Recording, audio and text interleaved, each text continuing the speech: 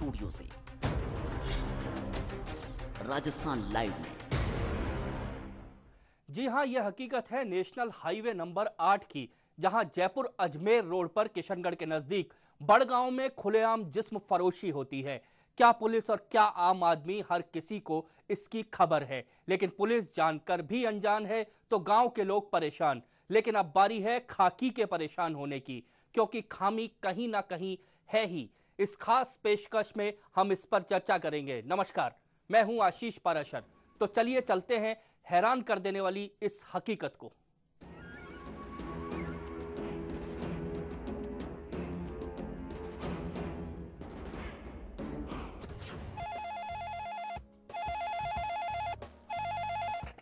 Hello, कहाँ आना है?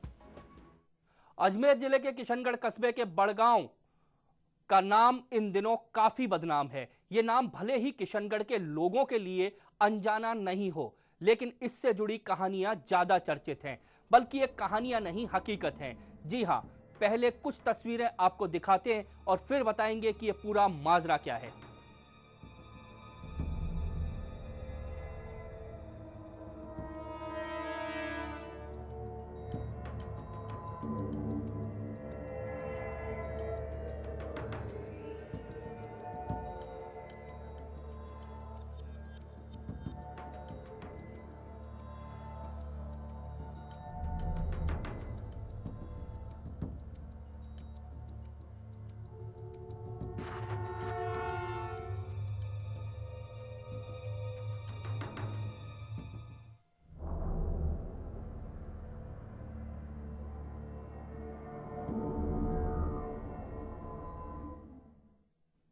तो देखा आपने किस तरह से हाईवे पर यह बना हुआ है अड्डा, बड़गांव के पास है और स्कूल के बिल्कुल पास है। हमारे साथ स्टूडियो में मौजूद है हमारे किशनगढ़ के संवाददाता जो हैं, वो हमारे साथ इंद्रजीत यहां पर मौजूद हैं। इंद्रजीत, किशनगढ़ के पास में, बिल्कुल पास में हाईवे पर बना हुआ है बड़गांव, क्या पुलिस की नजर नहीं जाती?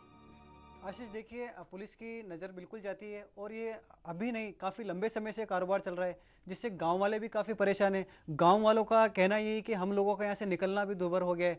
पास में एक सरकारी स्कूल है, वहाँ जो बच्चे जाते हैं उस पर भी इन पर काफ़ी बुरा प्रभाव पड़ रहा है। तो क्या गांव वाले एकजुट होकर, क्या जनप्रतिनिधियों को, वहां के जनप्रतिनिधियों को क्या शिकायत नहीं की? आखिर क्यों क्यों इस तरह का वो बदनाम बस्ती वहां पर बसी हुई है? आशीष, देखिए, इस मामले में ग्रामीणों ने कई बार, क्षेत्रीय विधायक है उनको उन्होंने ज्ञापन दिया है, सचिन पायलट को उन्होंने ज्ञापन दिया, लेकिन आज तक इस पूरे मामले में कोई कार्रवाई नहीं है। इसलिए ग्रामीणों में भी काफ़ी रोष है। कई बार ऐसा होता है कि जो वहाँ पे जो देह व्यापार चल रहा है, वहाँ कोई ग्रामीण आते हैं, वो गाँव के अंदर चल जाते हैं और ग्रामीण महिलाओं को छेड़खानी करते हैं, उससे काफ़ी मामला बढ़ जाता है। क्या पूरा किशनगढ़ तक, कुल मिलाकर किशनगढ़ से बिल्कुल लगा हुआ है और हाईवे पर है? आपने बताया गांव वालों ने शिकायत की है सचिन पायलट को भी। क्या पुलिस कभी उधर जाती है या नहीं जाती? आशीष, देखिए, इस पूरे मामले में मैं कहना चाहूँगा आपसे, पुलिस बिल्कुल गश्त के समय जाती है, लेकिन पुलिस का हमेशा ढुलमुल रवैया रहता है। पुलिस वहाँ जाती है और जो भी लोग वहाँ आते हैं उनको पकड़ते हैं, उसके बाद में टोल नाके के वहाँ ले जाते हैं और उनसे तोड़ बट्टा करके पूरा मामला रफा दफा हो जाता है। कहीं ना कहीं पैसों का खेल इस पूरे मामले में होता है। मेन हाईवे पर बसा हुआ है बड़गांव और यहां पर देह व्यापार होता है, लेकिन पुलिस के कान पर जूं तक नहीं रेंगती। आप देख रहे हैं किस तरह से खुलेआम ये बड़गांव में गंदा धंधा होता है। हाईवे से लगा हुआ बड़गांव है ये। किशनगढ़ से पहले टोल के आगे बड़गांव पड़ता है और स्कूल के बिल्कुल पास, वहां पर एक सरकारी स्कूल है, उसके पास में खुले में देह व्यापार होता है और बहुत सारी लड़कियां यहां पर बाहर से भी लाई जाती हैं। अंतरराज्यीय देह व्यापार का एक बड़ा अड्डा बन गया है। इंद्रजीत, आपसे वहां पर कितने, ऐसा भी कुल मिलाकर है कि बाहर से लड़कियां लाई जाती हैं, ये शिकायतें भी बार बार होती हैं? आशीष, देखिए, इस मामले में भी हम लोगों ने पूरा 2 दिन तक वहाँ पर हमने पूरी जांच करी है। उसके बाद में वहाँ के लोगों से हमने प्रतिक्रिया जारी करी, तो लोगों का यही कहना है कि बाहर से भी वहाँ से लड़कियाँ आती है, वहाँ से वो लोग कहीं ना कहीं बाहर भेज देते हैं। कुल मिला के वहाँ पे जो प्रशासनिक अधिकारी बिल्कुल इस मामले में कुछ नहीं कर रहे।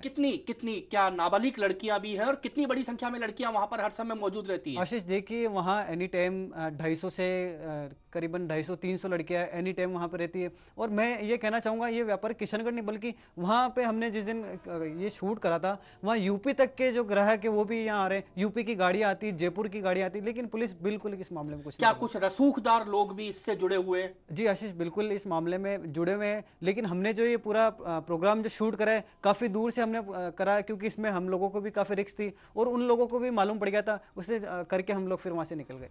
तो वहां से किस तरह से निकला, देखा आप, सुना आपने कि वहां से जब शूट किया गया तो उन लोगों से बहुत दूरी पर शूट, क्योंकि वो लोग, अगर कोई भी ऐसे लोग आते हैं उन पर हमले भी कर देते हैं। बार बार ये बातें आती हैं, जब उनका विरोध वहां पर कोई करता है तो हमला भी वहां पर कर देते हैं। और अब हम आपको एक बार फिर तस्वीरों के जरिए दिखाएंगे कि किस तरह से खुले में अजमेर, किशनगढ़ से पहले जो बड़गांव है वहां पर खुले में देह व्यापार होता है, और इन देह व्यापार करने वाले लोगों के हौसले इतने बुलंद हैं कि पुलिस भी इनका कुछ नहीं बिगाड़ पाती। और जैसा अभी हमारे संवाददाता ने बताया कि 200-250 से ज्यादा लड़कियां वहां पर मौजूद रहती हैं, तो ये वाजिब है ये बात कि ये लड़कियां सिर्फ वहां की नहीं होंगी, बल्कि बाहर के राज्यों से भी यहां पर लड़कियों को लाया गया होगा। और साथ में बड़ी तादाद में यहां पर इनका कहना है कि नाबालिग लड़कियों को भी रखा जा रहा है, उनसे जबरन देह व्यापार करवाया जा रहा है। और आसपास का जो इलाका है, पूरा इलाका, वहां पर यह बड़गांव बदनाम हो चुका है देह व्यापार के गांव के रूप में। और वहां पर रहने वाले जो आम बाशिंदे हैं वो कहीं ना कहीं परेशान है इसको लेकर। यह हाईवे का एक हॉट स्पॉट बन चुका है। इधर से गुजरने वाले लोग जब भी गुजरते हैं उन्हें यहां पर इसी परेशानी से दो चार होना पड़ता है। लोग उन्हें गांव की तरफ लेके जाते हैं और उनसे पैसों की छीना झपटी भी यहां पर होती है, जैसा उन्होंने बताया। और विरोध करने वाले लोगों के साथ मारपीट भी होती है। इनके हौसले बहुत बुलंद हैं इन देह व्यापारियों के, जो बड़गांव में देह व्यापार करते हैं।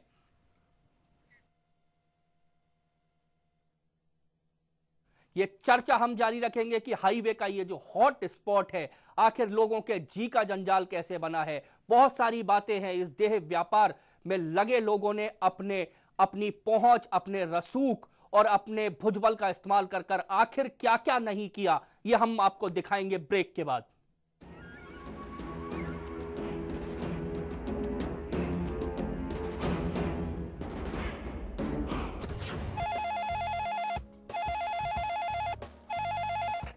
हेलो, कहाँ आना है?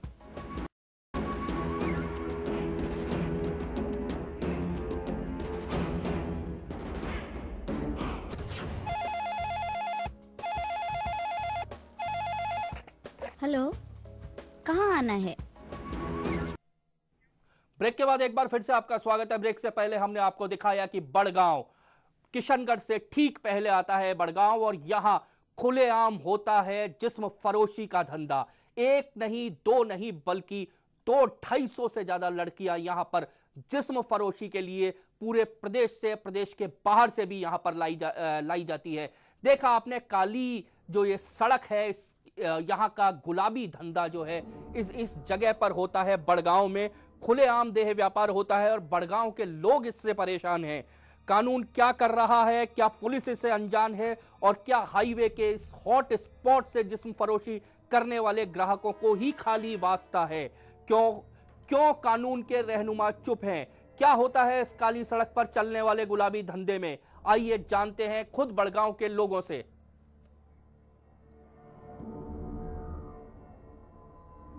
ग्राम में वेश्यावृत्ति होने के कारण जो लोग वेश्याओं में जाना चाहते हैं वो वेश्याओं के अड्डे के बजाय गांव में घुसाते हैं और वो कुछ अनावश्यक हरकतें करते हैं।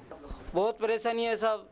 मिडिल स्कूल है गाँव में, 15-20 साल के बच्चे पढ़ने जाते हैं यहाँ, तो हर आदमी पे बुरा नज़र पड़ता है। पुलिस प्रशासन क्या आती है चले जाती है, कोई आता है उनको पकड़ देती है, पैसे पहुँच लेते हैं, छीन लेते हैं। सर हमारे गांव में इसकी सबसे बड़ी समस्या यही है, इसके अलावा कोई समस्या है नहीं, और भविष्य में और ज़्यादा विकराल हो जाएगी।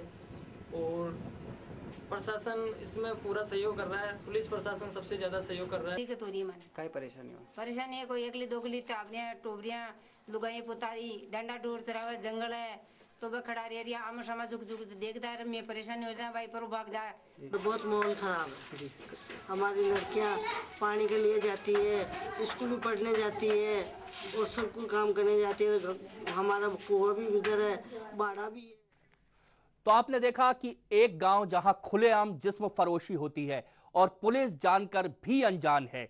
गांव वालों का कहना है कि पुलिस की मिली भगत से ही ये सब होता है। इस बीच हमारे पास एक शख्स पहुंचा जिसके मुताबिक बड़गांव उसका ससुराल है और उसके ससुराल वाले अपनी ही बेटी यानी उसकी ही पत्नी से जबरन देह का कारोबार करा रहे हैं।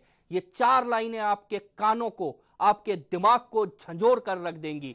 जो अभी हमने कहा कि उसके ससुराल वाले खुद अपनी बेटी से देह व्यापार करा रहे हैं। इसके लिए पीड़ित एसपी से लेकर मुख्यमंत्री तक गुहार लगा चुका है, लेकिन कानून से उसे मदद नहीं मिल रही। कुल मिलाकर हैरत में डालने वाली हकीकत यह है कि खुलेआम गुलाबी धंधा यानी जिस्म फरोशी होती है और पुलिस जानकर भी अनजान है। जब एक शख्स पुलिस से गुहार लगाकर लौटता है तो धंधे में लिप्त वही लोग उसे धमकियां देते हैं। किशनगढ़ की इंदिरा कॉलोनी में रहने वाले संदीप ने इस बारे में शिकायत दर्ज कराई, लेकिन उसे कोई मदद नहीं मिली। हमारे साथ स्टूडियो में खुद मौजूद है संदीप। हम संदीप से ही बात करेंगे। संदीप, क्या हुआ आपके साथ?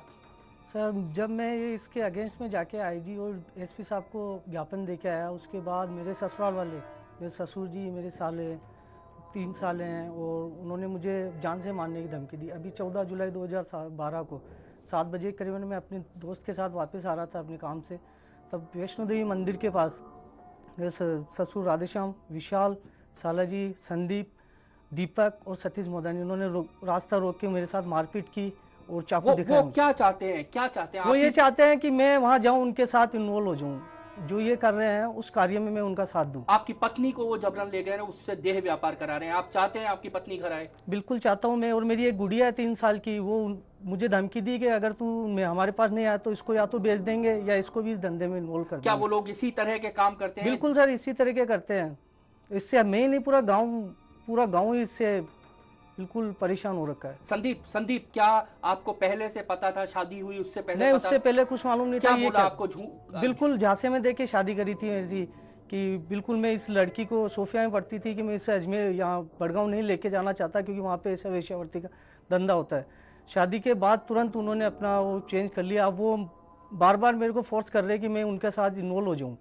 अभी 14 जुलाई को उन्होंने जान से मारने की धमकी दी। मुझे कहा कि क्या आपकी पत्नी से वो जबरन देह व्यापार करवा रहे हैं?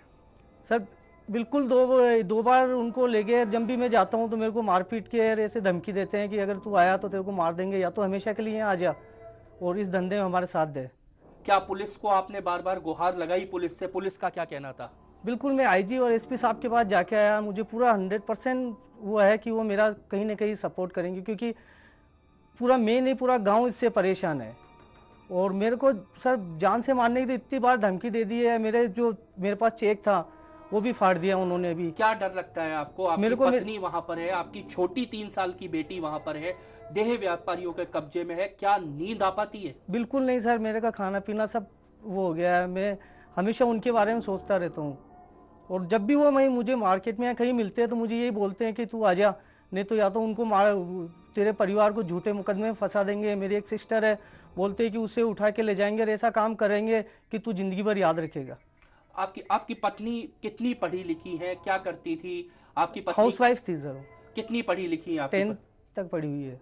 सोफिया। देखा आपने किस तरह से संदीप ने हमको बताया। अजमेर के एक बहुत प्रतिष्ठित स्कूल है, वहां से इनकी पत्नी ने शिक्षा ग्रहण की और उनके ही माँ बाप उनको जबरन देह व्यापार उनसे करवाना चाहते हैं। संदीप, जब आपने कोशिश की, कई रिश्तेदारों को आप लेके गए, उनका क्या पैसे के लिए भी कोई प्रेशर? हमेशा पैसे के लिए प्रेशर करते हैं वो। शादी के टाइम भी उन्होंने प्रेशर किया था और अभी भी प्रेशर कर रहे हैं कि पैसे दो, हमें पैसे दो या तू इधर आके रहे। इस बीच में जब आपकी पत्नी वहां पर चली गई, इस बीच में क्या कभी आपकी पत्नी से आपकी बात हुई? बात करने से मैंने फोन किया था तो वो फोन नहीं उठाते, उनको उसके पास फोन नहीं है, दूसरे से मेरी बात नहीं करवाते। जब भी मैं फोन करता हूँ रॉन्ग नंबर के काट देते हैं। और मुझे वहाँ जाते हुए डर लगता है कि कहीं वो मेरे साथ कुछ गलत नहीं कर दे, क्योंकि जब वो सिटी में आके मेरे साथ मारपीट कर सकते हैं, चाकू दिखा सकते हैं, मेरे को लूटपाट कर सकते हैं, तो वो कुछ भी कर सकते हैं अगर मैं वहाँ जाऊँगा तो। आपके परिवार वाले अब, चूंकि आप कह रहे हैं कि पत्नी को उन्होंने देह व्यापार में धकेल दिया है, आपकी पत्नी वापस आती है, एक बड़ी चुनौती आपके लिए होगा कि उनको वापस अपने घर परिवार में, आपके परिवार के लोग भी होंगे, किस तरह से अब आप? बिल्कुल सर, वो मैं अपने हिसाब से एडजस्ट कर लूंगा, लेकिन मैं चाहता हूँ कम से कम वो वहाँ से निकले। क्या आपने और क्या कोशिश है कि उनको? समाज के लोगों के द्वारा भी मध्यस्थता गई, लेकिन वो किसी की नहीं सुनते, वो तो हमेशा हम सबको धमकी देते रहते हैं। क्या कहते हैं वो लोग बार बार? वो बोलते हैं कि हमारे पास बहुत ऊंची ऊंची पहुंच है, हमारे पास अलग अलग आपराधिक प्रवृत्ति के लोग आते रहते हैं, तू चाहेगा तू ऐसा नहीं करेगा तो हम तुझे मार देंगे, फिर हमेशा के लिए मैटर सोल्व आउट हो जाएगा, या तेरे घर वालों को झूठे मुकदमे में फंसा देंगे, तेरी सिस्टर को उठा के ले जाएंगे। क्या आपको लगता है